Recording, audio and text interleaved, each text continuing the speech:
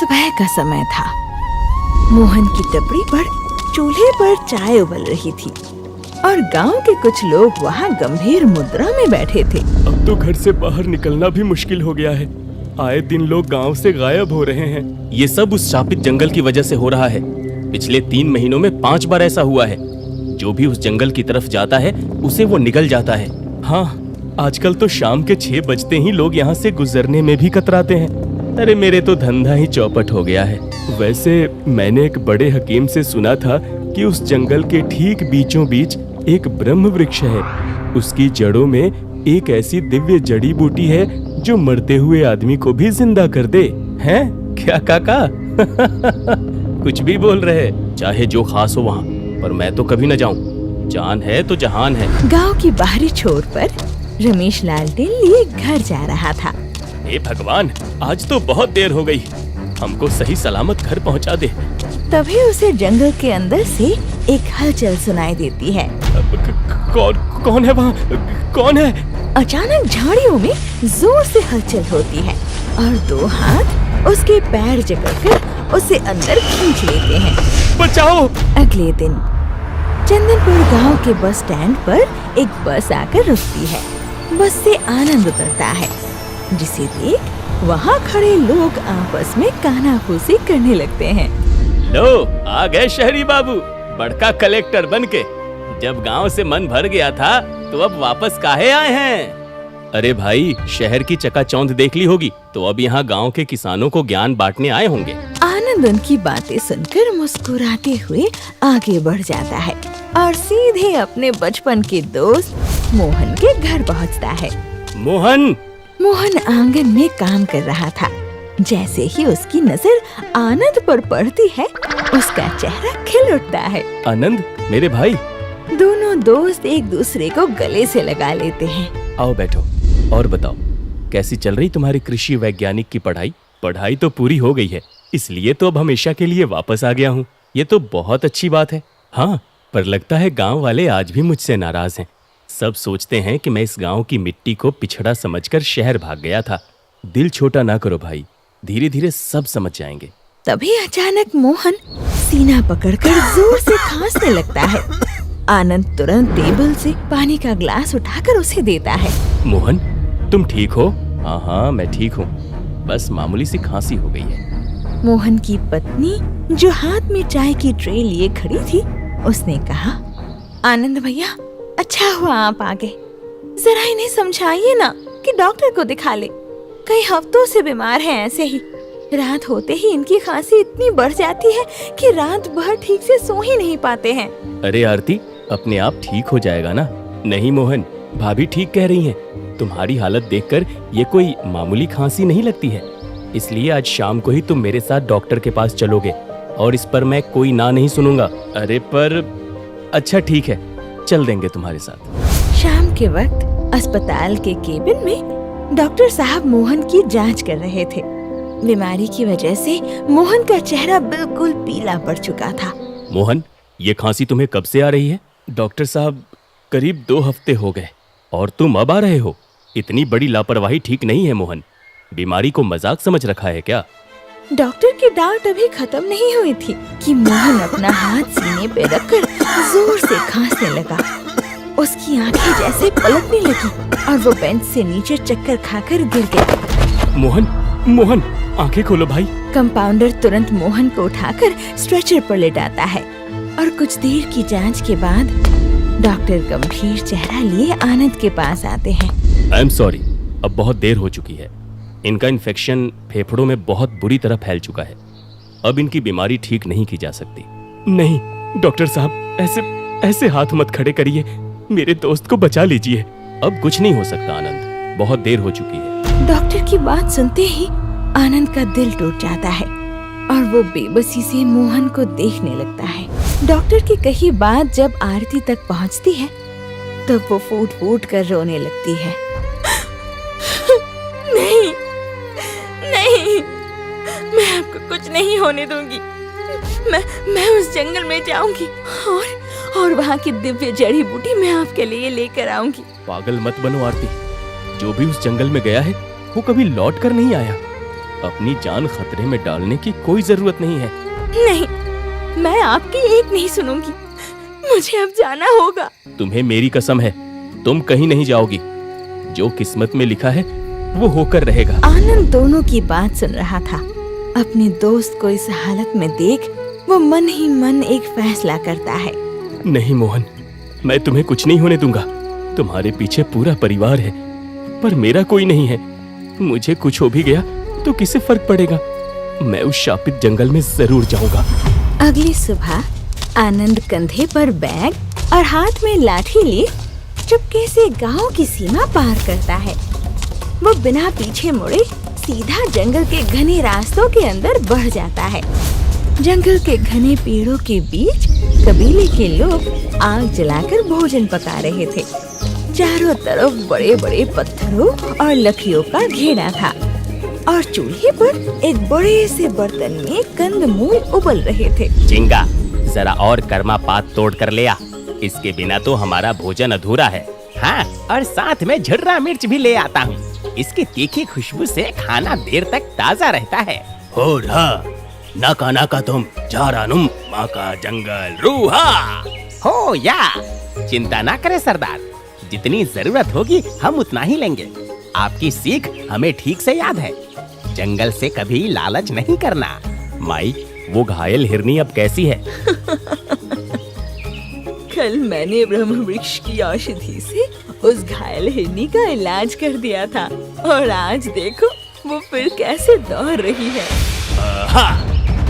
ब्रह्म वृक्ष इस जंगल की आत्मा है, प्रकृति का संतुलन है, इसलिए बाहरी लोगों के हाथ ये कभी नहीं आनी चाहिए। वे सब इसे नष्ट कर देंगे, चाहे कोई भी आए। ब्रह्म वृक्ष की रक्षा हमारी पहली जिम्मेदारी है। हाँ, चलिए भोजन कर लेते हैं। ओ या! जोगा की बात पर सभी सहमति से सिर हिलाते हैं और चूल्हे पर पक रहे कंदमूल को परोसने लगते हैं। इधर आनंद जंगल के बीचों बीच पहुंच जाता है। सामने एक अनोखा वृक्ष था जिसकी कुछ पत्तियां पीली थी और कुछ हरी, और पेड़ के चारों तरफ एक बड़ा सा चबूतरा बना हुआ था। तो ये है वो ब्रह्म वृक्ष। इससे पहले कि कोई यहाँ आए, मैं जल्दी से इसकी पत्तियां तोड़ लेता हूँ। आनंद जैसे ही पत्तियों को तोड़ने बढ़ता है, उसे पास की गुफा से सुबकने की आवाज आती है। वो अंदर झांक कर देखता है। वहाँ गांव से गायब हुए सभी लोग मौजूद थे और उनके पैरों में जंजीरें बंधी थी। आनंद भैया, आप हमें बचा लीजिए। रमेश, तुम यहाँ कैसे?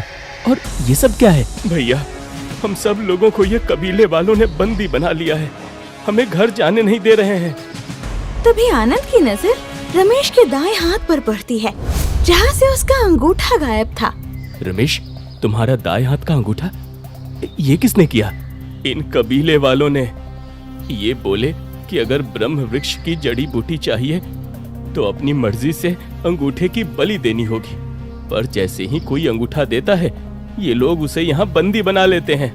हमसे जड़ी बूटी और मसाले कुटवाते हैं। क्या? ये तो गलत है। आप यहाँ क्यों आए भैया? ब्रह्म वृक्ष की जड़ी बूटी के लिए। चले जाओ भैया, कुछ नहीं मिलेगा यहाँ पर। अरे ये लोग तुमको भी बंदी बना लेंगे। नहीं, मैं पीछे नहीं हट सकता रमेश। मोहन बहुत बीमार है, डॉक्टर ने हाथ खड़े कर दिए हैं।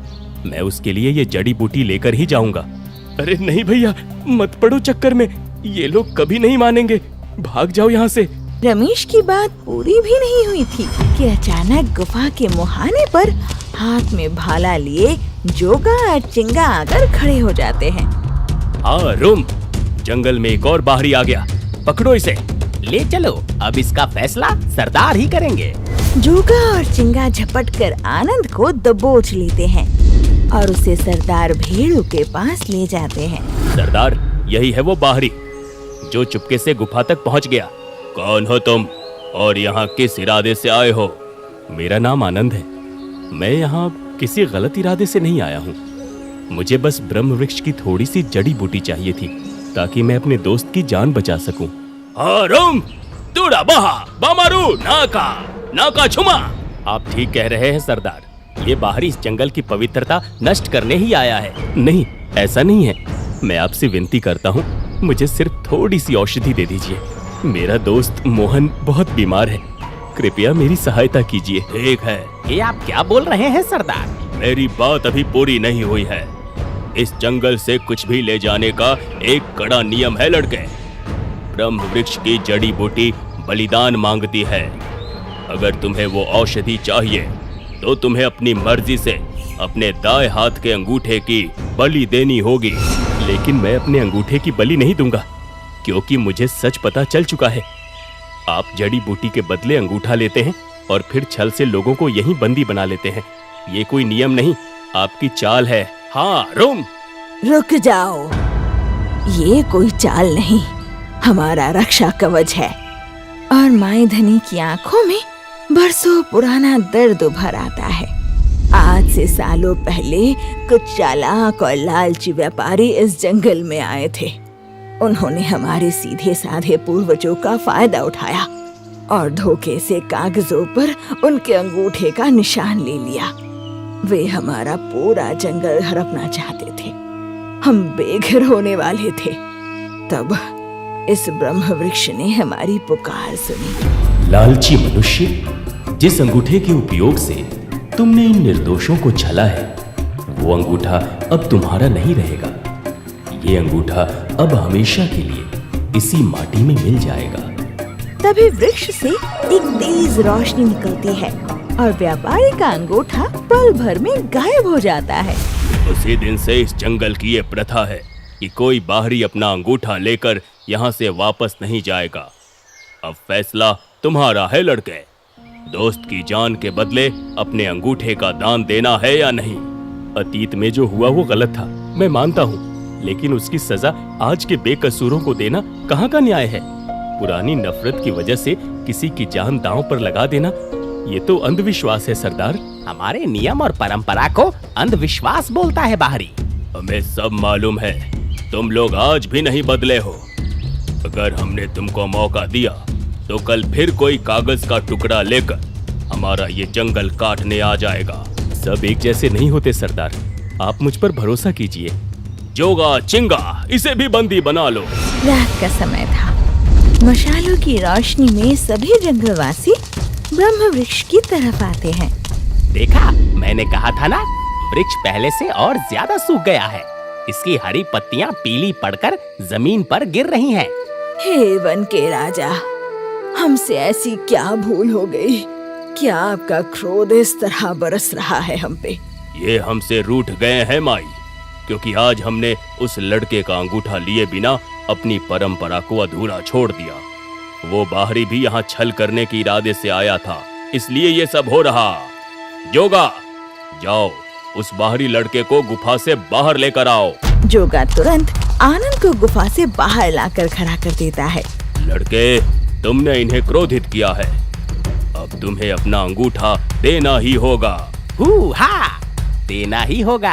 आनंद की नजर उस ऊंचे और चौड़े चबूतरे पर पड़ती है, जिसे कबीले वालों ने पत्थरों और सीमेंट जैसी सख्त माटी से पूरी तरह बंद कर दिया था। पत्तियां इस तरह अचानक पीली नहीं पड़ती, ये सब इनका अंधविश्वास है। रुको, बंद करो ये सब। सरदार, ये वृक्ष नाराज नहीं है, तुम लोग अनजाने में इसे खुद मार रहे हो। इस चबूतरे को देखो, तुमने इसे पत्थरों से इतना ऊंचा और चौड़ा घेर दिया है कि वृक्ष की जड़ें घुट रही हैं। उन्हें न हवा मिल रही है न पानी। सरदार, ये बस खुद को बचाने के लिए झूठ बोल रहा, छल कर रहा। समझने की कोशिश कीजिए सरदार, जरा चारों तरफ देखिए, जंगल के बाकी सारे पेड़ हरे भरे हैं। अगर वन देवता नाराज होते तो पूरा जंगल सूखता, सिर्फ यही एक पेड़ नहीं। आनंद के इस तर्क को सुनकर कबीले वालों में कानाफूसी होने लगती है। रुको सब लोग, ये बाहरी लड़का जो कह रहा है, इसकी बात में सच्चाई नजर आ रही है। हमें एक बार इसे मौका जरूर देना चाहिए। ठीक है, अगर माई कह रही है तो हम तुम्हें एक मौका देंगे, लेकिन अगर तुमने चालाकी की तो तुम्हारे दोनों हाथ इस जंगल से बाहर नहीं जा पाएंगे। अगली सुबह आनंद कबीले वालों की मदद से उस पक्के चबूतरे को तोड़ देता है, ताकि जड़ों को हवा मिल सके। आप दोनों जरा वो खोखले बांस काट कर ले आओ, हमें पानी को सीधे जड़ों की गहराई तक पहुंचाना होगा। हुर्रा! अरे मैं विनती कर रहा हूँ भाई। जोगा और चिंगा बांस लेकर आते हैं। आनंद एक देसी ड्रिप सिस्टम तैयार करता है। वो बांस की नलियों को जड़ों के पास गाड़कर झरने के पानी को सीधे गहराई तक पहुंचाने लगता है। सरदार, अब बस कुछ दिनों तक इस जड़ों की नमी बनाए रखना है। प्रकृति अपना काम खुद करेगी। कुछ दिन तक कबीले वाले रोज उत्सुकता से वृक्ष को निहारते थे। फिर एक सुबह कबीले में भारी उत्साह की आवाज गूंज उठती है। सरदार, वृक्ष ने हमारी सुन ली, चमत्कार हो गया। पेड़ की सूखी टहनियों से छोटी छोटी नई हरी पत्तियां फूट रही थी और ब्रह्म वृक्ष को नया जीवन जो मिल चुका था। आनंद, आपने हम सबको नई जिंदगी दी है। आपने ब्रह्म वृक्ष और कबीले को बचा लिया। बताइए, इस उपकार के बदले मैं आपके लिए क्या करूं? सरदार, अगर आप कुछ करना ही चाहते हैं तो सबसे पहले बेकसूर गांव वालों को आजाद कर दीजिए और मुझे थोड़ी सी जड़ी बूटी दे दीजिए। इस ब्रह्म वृक्ष की औषधि से मेरे दोस्त की जान बच जाएगी। ये ले बेटा, ब्रह्म वृक्ष की दिव्य जड़ी बूटी, इसे ले जा और अपने दोस्त की जान बचा ले। धन्यवाद। और मेरा एक सुझाव है, पुरानी नफरत को भूलकर अब जंगल और गांव के बीच भरोसा बढ़ाइए। सरदार, आप लोग जंगल के शुद्ध मसाले और जड़ी बूटियां गांव के बाजार में बेच सकते हैं। इससे कबीले की आर्थिक स्थिति भी सुधरेगी। तुम ठीक कह रहे हो। कबीले के इतिहास में अब से एक नई शुरुआत होगी। कुछ महीने बाद गांव की सीमा पर जंगल ढाबा खुल चुका था, जहां भारी भीड़ थी। मोहन काउंटर पर खाना परोस रहा था और सरदार भेरू ग्राहकों का स्वागत कर रहा था। मानना पड़ेगा भाई, इस ढाबे के खाने का कोई मुकाबला नहीं है। कबीले के शुद्ध मसालों ने तो जादू ही कर दिया। धन्यवाद, पर सब कुछ आनंद का कमाल है। सही बात है, हम सब तो उसे शहरी बाबू कहकर गद्दार समझ रहे थे, लेकिन वो तो पूरे गांव और कबीले का मददगार निकला। आखिर उसकी पढ़ाई काम आ ही गई। मेरा दोस्त है ही ऐसा। आज मैं यहाँ खड़ा हूँ तो सिर्फ उसकी बदौलत। उसका जितना धन्यवाद करूँ उतना कम है। तभी आनंद मुस्कुराते हुए ढाबे के पास आता है। क्या यार, इसमें धन्यवाद कैसा? दोस्ती में तो जान भी हाजिर है। ढाबे के कोने में जोगा और चिंगा ओखली में शुद्ध मसाले कूट रहे थे, जिनकी खुशबू चारों ओर महक रही थी। और कबीले और गांव वालों की नफरत अब हमेशा के लिए खत्म हो चुकी थी। तो दोस्तों, कहानी यही समाप्त होती है। अब जल्दी से बताइए, आनंद ने पेड़ की जड़ों में पानी पहुंचाने के लिए क्या इस्तेमाल किया था? देखते हैं सही जवाब किसका आता है।